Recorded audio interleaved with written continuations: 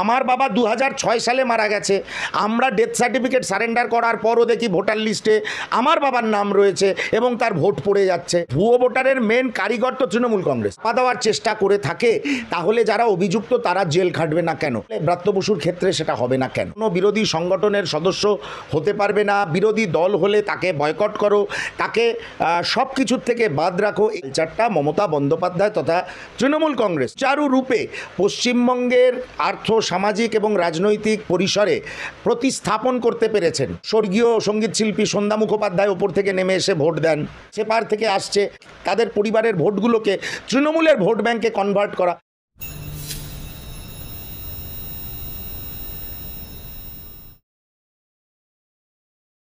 যাদবপুর বিশ্ববিদ্যালয় চত্বরে আন্দোলনকারী ছাত্রছাত্রীদের উপর গাড়ি চাপা দিয়ে ট্যুরের চেষ্টার অভিযোগ শিক্ষামন্ত্রীর বিরুদ্ধে। আহত ছাত্রের অভিযোগের ভিত্তিতে আদালতে হস্তক্ষেপে শিক্ষামন্ত্রীর বিরুদ্ধে এফআইআর। কি বলবেন?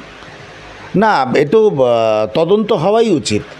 কেউ যদি কোনো কারোর দিকে কোনো আঙুল ওঠে, অন্যায়ের আঙুল ওঠে বা অভিযোগ ওঠে, তাহলে সে মন্ত্রী হোক, শান্ত্রী হোক, কোনো বড় ভিআইপি হোক বা সাধারণ মানুষ হোক, সেটা আদালতের তো অধিকার আছে সেটার পূর্ণাঙ্গ তদন্তের নির্দেশ দেওয়া। এবং আমি একজন বাংলার একজন ভোটার হিসাবে, একজন বঙ্গ নিবাসী হিসাবে আমি তো চাইব যে পূর্ণাঙ্গ তদন্ত হোক। কারণ এক পক্ষ বলছে গাড়ির তলায় ছেলেটি চলে গেছিল, আরেক পক্ষ বলছে এটা একটা টেলার্ড ছবি, ওরকম কোনো সিন ওখানে হয়নি।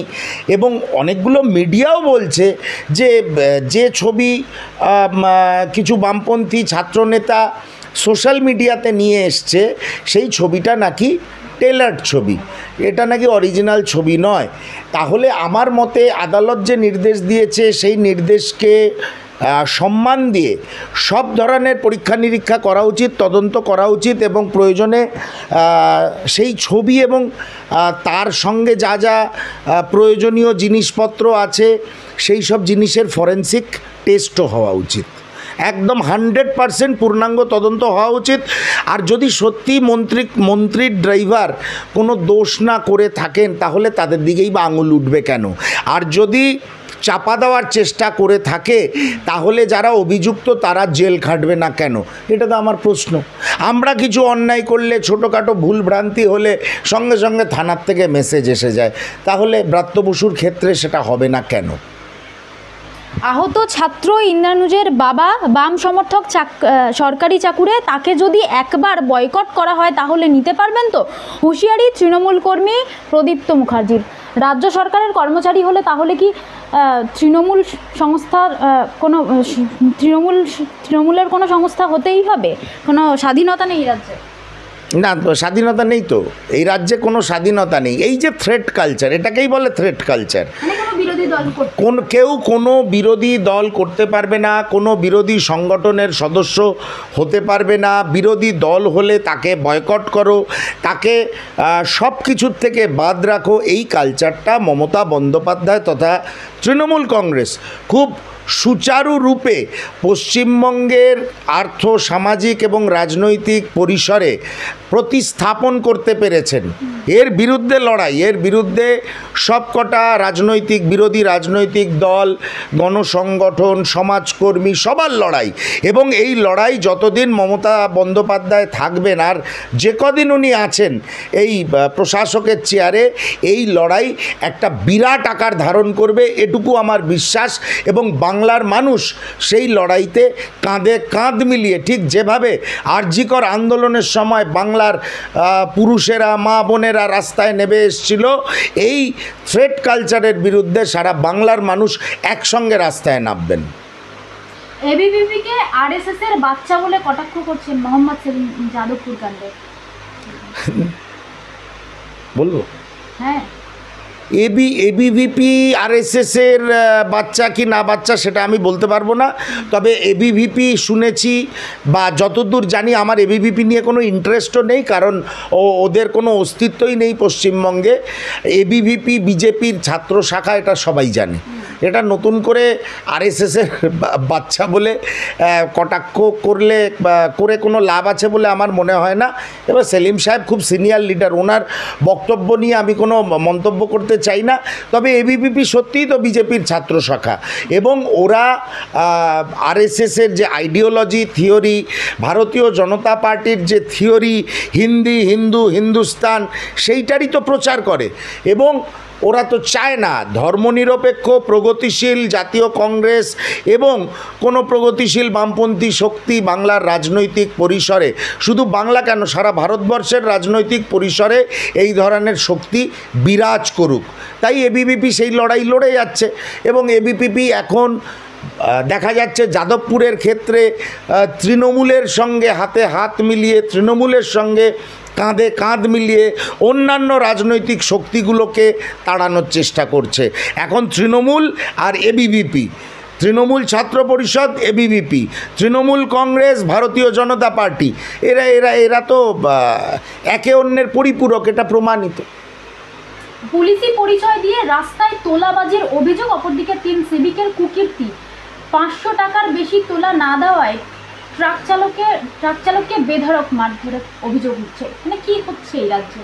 না এটা সিভিক রাজ কেন চলছে? এটা মমতা রাজ চলছে, মমতা বন্দ্যোপাধ্যায়ের রাজ চলছে। মমতা বন্দ্যোপাধ্যায়ের রাজত্বে এটা শেখানো হয়েছে, তাদের প্রশাসনকেও শেখানো হয়েছে। এবং মমতা বন্দ্যোপাধ্যায়ের যে রাজনৈতিক দল তৃণমূল কংগ্রেস, তাদেরকে ভালোভাবে বুঝিয়ে দেওয়া হয়েছে যতদিন আছো মানুষের ওপরে অত্যাচার করো, করে কমে খাও, কামিয়ে নাও।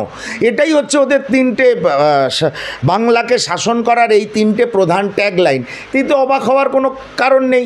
ওরা টাকা না পেলে মারধর করবে, প্রমোটাররা পয়সা না দিলে মারধর করবে, ব্যবসায়ীরা পয়সা না দিলে মারধর করবে। তোমার অঞ্চলে তুমি গিয়ে কোনো দোকান খুললে লোকাল তৃণমূল কংগ্রেসের নেতাদের তোলা না দিলে তুমি মার খাবে, দোকান ভাঙচুর হবে। এটা মমতা বন্দ্যোপাধ্যায়ের গাইডলাইন। তোরা করে কমে খা, তোদের ছুট দিলাম, আমি আমার মতন রাজত্ব করে যাই। এটাই খুব স্বাভাবিক ব্যাপার। এটাই বাংলার এখনকার রাজনৈতিক পরিস্থিতি। দেখা যাক আগামী দিনে যে গণ আন্দোলনের জোয়ার আসছে বাংলার মাটিতে জাতীয় কংগ্রেসের নেতৃত্বে, নিশ্চয়ই আমরা একটা সুরাহা, একটা রিলিফ বাংলার মানুষকে দিতে পারবো। রাজ্যের দিকে দিকে ভুয়ো ভোটার, ভুতুরে ভোটার ছেয়ে গেছে রাজ্য জুড়ে। হ্যাঁ, তো খুব স্বাভাবিক ব্যাপার। স্বর্গীয় সঙ্গীত শিল্পী সন্ধ্যা মুখোপাধ্যায় ওপর থেকে নেমে এসে ভোট দেন, স্বর্গীয় সঙ্গীত শিল্পী দ্বিজেন মুখোপাধ্যায় আকাশ থেকে নেমে এসে ভোট দেন। আমার বাবা 2006 সালে মারা গেছে, আমরা ডেথ সার্টিফিকেট সারেন্ডার করার পরও দেখি ভোটার লিস্টে আমার বাবার নাম রয়েছে এবং তার ভোট পড়ে যাচ্ছে। তা এগুলো ভুয়ো ভোটার নয়? আর তার সঙ্গে রয়েছে যারা ইল্লিগালি এপার ওপার সেপার থেকে আসছে, তাদের আধার কার্ড করিয়ে দেওয়া, ভোটার কার্ড করিয়ে দেওয়া, করিয়ে তাদের সুযোগ সুবিধা পাইয়ে জমি বাড়ি দোকান করিয়ে দিয়ে তাদের পরিবারের ভোটগুলোকে তৃণমূলের ভোট ব্যাংকে কনভার্ট করা। এগুলো মমতা বন্দ্যোপাধ্যায় করছেন তৃণমূলের ভোট ব্যাংক বাড়ানোর জন্যে। এতে অবাক হওয়ার কিছু নেই। আজকে এই যে কুমিরের কান্না উনি কাঁদছেন, ভুয়ো ভোটার, আরে ভুয়ো ভোটারের মেন কারিগর তো তৃণমূল কংগ্রেস। ভুয়ো ভোট, ফলস ভোট, ভোট লুট, সব কিছুর কারিগর মমতা বন্দ্যোপাধ্যায় হচ্ছে এই ধরনের সব কুকীর্তির ক্যাপ্টেন বাংলাতে। আজকে উনি কান্নাকাটি করে কোনো লাভ নেই। মমতা বন্দ্যোপাধ্যায় যে কাজ বাংলায় করেন, রাহুল গান্ধীর কথা অনুযায়ী আপনারা খেয়াল করে দেখবেন, নরেন্দ্র মোদিও সেই মহারাষ্ট্রের নির্বাচনেও আমরা দেখেছি লক্ষ লক্ষ ভুয়ো ভোটার ঢুকিয়ে ইলেকশন কমিশনের সাহায্য নিয়ে একই কাজ নরেন্দ্র মোদিও করছেন। তাই তো আমরা বলি তৃণমূল কংগ্রেস এবং ভারতীয় জনতা পার্টির মধ্যে কোনো তফাৎ নেই। প্রাথমিক নিয়োগ দুর্নীতি কাণ্ডে এবার একটা চাঞ্চল্যকর তথ্য উঠে আসছে যে টিভির কার্টুনে পাচার হতো নিয়োগ দুর্নীতির টাকা, আর বড় লাগেজ ব্যাগে করে সংগ্রহ করতেন এজেন্ট সেই টাকা। ও মারি সূত্রের খবর কি আছে? দেখ, টাকা জোগাড় করলে, টাকা একত্রিত করলে সেটাকে তো পাচার করতেই হবে। টিভির কার্টুন তো অনেক ভদ্র জিনিস। যে অ্যাম্বুলেন্সে রুগীরা যায়, যে অ্যাম্বুলেন্স ব্যবহার করা হয় মরণাপন্ন রুগীকে বাড়ির থেকে হসপিটালে নিয়ে যাওয়ার জন্যে, হসপিটাল থেকে নার্সিংহোমে নিয়ে যাওয়ার জন্যে, সেই অ্যাম্বুলেন্স সরকারি অ্যাম্বুলেন্সগুলোকে শোনা যায়, তোমার ভাষাতেই বলি, সূত্রের খবর শোনা যায়, সত্য মিথ্যা জানি না, সেই অ্যাম্বুলেন্সগুলোকে ব্যবহার করেছে তৃণমূল কংগ্রেসের দুর্বৃত্তরা, চোরেরা টাকা পাচার করার জন্যে। তাই টিভির কার্টুন তো একটা খুব সামান্য সিম্পল জিনিস, একদম নিষ্পাপ জিনিস। যদি অ্যাম্বুলেন্সে টাকা যেতে পারে, রুগীকে পরিষেবা না দিয়ে সেই অ্যাম্বুলেন্সকে ব্যবহার করা হয় এই নেতাদের চুরির টাকা পাচার করার জন্যে, তা টিভির কার্টুনে যায়, এতে অবাক হওয়ার কিছু নেই। সারা বাংলাকে চৌর্যবৃত্তি, দুর্বৃত্তায়ন, এগুলি একটা স্বর্গরাজ্য তৈরি করেছেন মমতা বন্দ্যোপাধ্যায় সচেতনভাবে। আই রিপিট, সচেতনভাবে মমতা বন্দ্যোপাধ্যায় তৈরি করেছেন। এখন দেখা যাক বাংলার মানুষ সেটা কতদিন হজম করেন, সহ্য করেন। আমাদের কর্তব্য বিরোধী দল হিসাবে মানুষকে সচেতন করার, এবং আমরা সচেতন করতে থাকব।